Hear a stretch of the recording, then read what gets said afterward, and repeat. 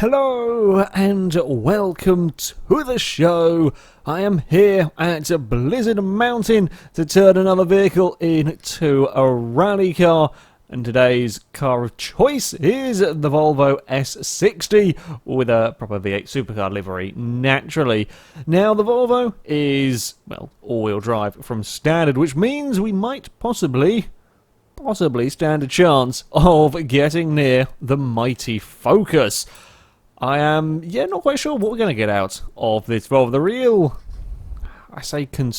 difficulty in building this car is what way do you go? Do you try and lighten it or do you try and chuck power into it? And I'm not 100% sure on that one. We are going to go, of course, snow tyres and get as big a tyres as we can. 275s all around is not too bad a start at all. I don't think, especially at the front, should give us pretty damn good turning. We will also get Forza Aero parts. Unfortunately, it'd be cool if you could have like the proper V8 supercar parts. Unfortunately, that is not the case, but we will want the downforce. What engines can we get in? I'm just curious. We're not going to change it. We can get 6.2 litre V8. We're unlikely to change it to that. I imagine we can get to the top of S1 class relatively easily or without having to go for, or without needing to go an engine swap. And if we don't need to, we will not use it. We are going to, I already have off-road suspension fitted. I think I might have used this car in a rally parts investigation at some point, so yeah, may have a couple of parts already installed on it. We will get the anti-roll bars. Now, the cars are being built up to halfway through S1 class, which means we could get full weight reduction on the vehicle. However, that probably won't give us a huge amount of room for power if we go there. The first stage doesn't really take very much out. The second stage, I'm kind of thinking if we go second stage weight reduction. The all-wheel drive cars do not benefit from keeping more weight in them in the same way that perhaps the rear or front-wheel drive cars will, so I do want this to be as light as possible. Of course, the all-wheel drive cars have got the traction to launch themselves regardless of their weight, essentially, whereas the rear-wheel drive cars, more weight over the back, or front-wheel drive cars, more weight over the front, can at times be helpful out here. Looks like we're going to have a decent amount of torque going on in this. We'll put the diff in while I remember. I'll have a look. I don't think we're going to need a new gearbox, really, on this car.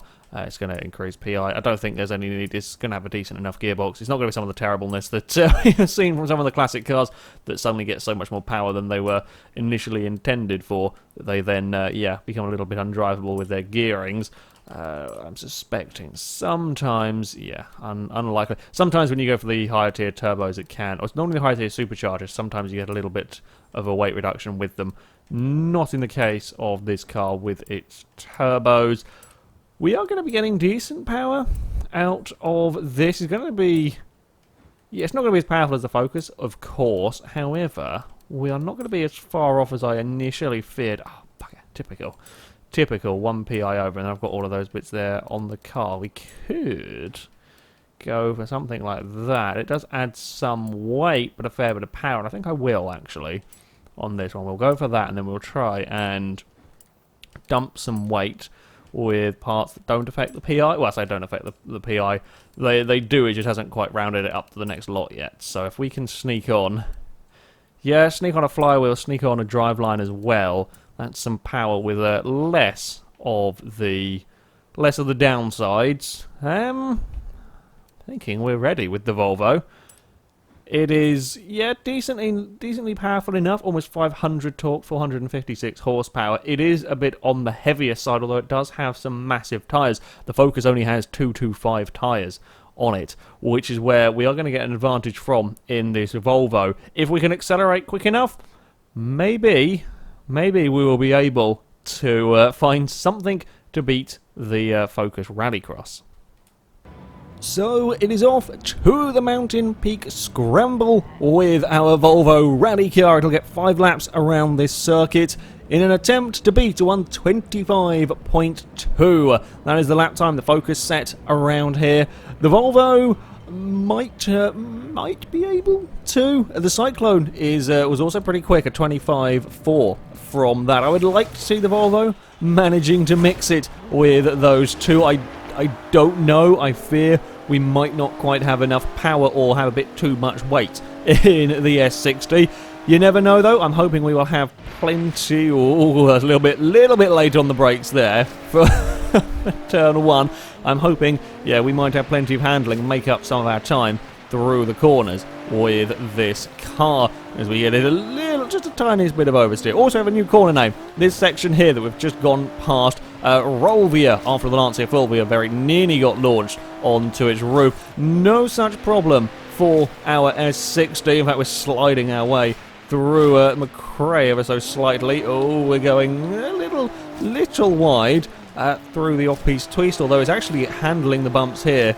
Again, it's another road car that's surprisingly good. That is a rough section. That is a really, really rough section there. And the Volvo is having absolutely no problems tackling it first time. Oh, turning a little bit too soon through there. Got away with it, though. I'm not sure. We can't. That's kind of the line that you want to take. Unfortunately, there's bloody ice in the way. We don't want to end up out too wide heading in towards Diabolica, because you end up too wide on the exit of the Kimis. You can't take a good line through Diabolica, and you can lose a lot of time at Diabolica on a wonky line. And our final turn here, I'm a little bit missing the apex. Just not ideal through there. Not a great opening lap. A 29.3. It's gone faster from a standing start, or not quite faster. I think actually it's a couple of hundredths slower than the RX-8 on a flying lap. That's the speed of all-wheel drive for you. We were all out of shape. We just ran across the ice a little bit more than we would have liked this time around. Where can we make up lap time? That is going to be a question. I love how the Lancia was onto us. The Volvo has a slight bump and that's it. And the Lancia nearly fell over. Can we be flat out through McRae?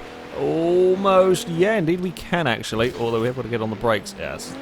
We can be flat out through McRae. Just got to be aware of positioning for the next corner. How aggressive? We can be really aggressive down there. I think I want to keep it in second until we leave that section. We will be flat out around that turn as well. Then we have the horrible double apexed corner that we can't really see because of the Volvo's pillar. That's can't really see the checkpoint on the inside to aim for. That's a little bit of a pain. Right, we're on the inside line. Now we have to have a lift at the right point through the Kimis, because if we're under too wide, that's when we get in trouble. There we go, that's about right. Not a very good start to the lap, but a good end to the lap from the Volvo. It doesn't feel massively fast though. I will be honest, this car does not feel massively fast. Sort of accelerating out of the corners, and I clonked the fence, or clonked the sign, didn't really clonk the fence on the inside. What is the lap time going to be? A 27.0 from the S60. It was a very, very scruffy start. So hopefully there is some more time to be found. That's a lot more like it into the opening corner. Now I'm thinking about it, I think the best way to sum up this car is it's got more grip than it does power. It does not have the incredible acceleration out of these corners that you got in the Focus, or to an extent the Cyclone. It's struggling a little bit. I'm all out of shape. Did I actually get the checkpoint? I somehow did. Yeah, it's got really good grip. It turns into these corners really well, and it is carrying, I think, pretty damn good speed across this section.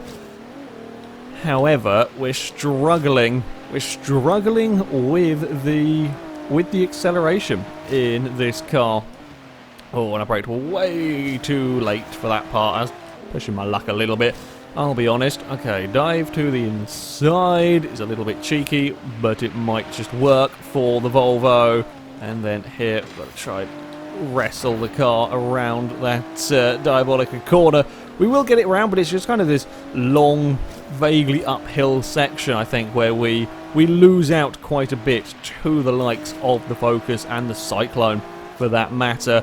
Alright, run towards the line. Again, not a particularly clean lap, a 26.8 from the Volvo. If we can get everything together, maybe we can get into the 25s, I think. That is what we're aiming for, with 2 laps to go. That's a little bit too much hugging the inside, but never mind. We have, again, avoided the ice. That's kind of the important part there. Again, making sure we take a tighter line. Volvo doesn't slide around. That much is for sure through turn 2 there, where everything has been sliding. The Volvo just isn't. The Volvo is planted on the road. Now, I can't be flat out through McRae because I was wide on the way in, although we still got 92 miles an hour on the on the way through. Try and keep your foot down all the way up the off-piste twist, and yeah, it will maintain its speed there very, very well indeed. We're flat out around this next corner, almost in the rocks. That was millimetres to spare. That was that was very close. That was very, very close indeed. The Volvo nearly ended up in the rocks. No, that's the issue with going to the ice. That is the issue to diving to the inside. I didn't dive far enough. Didn't dive far enough to the inside. The rear wheel caught it, and as I was trying to carry speed, it was just enough of a catch with the rear wheel that it turned the car around. Unlike in the Fulvia, if you catch it with the Fulvia, front wheel drive, you're booted and it will straighten itself out. All wheel drive car, not going to be able to do that one. Damn it, that's a shame. That's a shame. We've got one more lap though. One more lap to go. We'll try and not impale ourselves on the rock. Turn into this first corner. Perfect. Nice late apex, straighten the car up, get on the power. Not that there is a huge... I say there's not a huge amount of power. You know, we're comparing it to other cars that have gone in this series, and it's really the power to weight. I think the Cyclone had more power and was less weight than this car. So yeah, it's struggling a little bit in that regard. We are going to be even faster through McRae this time around. Now get it up the off-piste twist quicker. Bury your foot on the way up through this section. We will clonk the rocks slightly, but again, it's no real loss of speed in the Volvo, and I'm really impressed with all of that. We shall avoid the Polestar rock on the outside now. That shall be the name for that corner, I think. And yeah, we don't end up in trouble. Now, let's not hit the ice. Don't hit the ice. I want to take the tighter line. I think it's going to be a better option in the Volvo, and indeed, we are through this time. Much, much better from the S60. Carry speed through Diabolica. In fact, we are very, very quick through Diabolica as well. We've just got Santa Rights to go. Can we take a lot of speed through this corner as well? Get that power down as soon as we can, and then we accelerate towards the line. What is the lap time going to be? Is it an improvement? It is! It is a quicker lap from the Volvo, a 26.1. I couldn't quite get it into the 25s from the S60. A nice car to drive. As I said though, it's just not got the power, or it has too much weight. Either way, the issue is, yeah, with the PI we have to work with, it's just not quite able to get enough out of the car. The handling is immense. Plenty of grip from the vehicle, but not enough in the way of power. And I fear if we hadn't gone for weight reduction, if we hadn't gone for the second stage of weight reduction, yeah, we would have had more power, but I think it would just even itself out. I think we would have had too much weight then to really make the most of the power. Plus, you know, let's just talk about acceleration. We then have more weight to try and get around the corners. So, yeah, in the Forza PI system, I think the S60 might just struggle a little bit. Certainly, building to the PI that I'm building it to here. For the purpose that I am, I think it might just be struggling that little bit. The 126.1 though is not a bad time from the vehicle. It'll go into 4th place. It is the slowest of the all-wheel drive cars. However, we are only talking hundredths slower than the 205 T16. And of course, the 205 had the power of the almighty wing, and the Volvo a relatively mighty wing. However, nowhere near close to the 205, so that is a massive disadvantage already. Yep, a nice car to drive, and certainly found itself very quick across that cross-country section. Again, you know, this is look how low the front splitter is. This does remarkably well. The Cyclone banged and crashed its way across there, all sorts of problems. This is absolutely fine, which is peculiar, but there we go.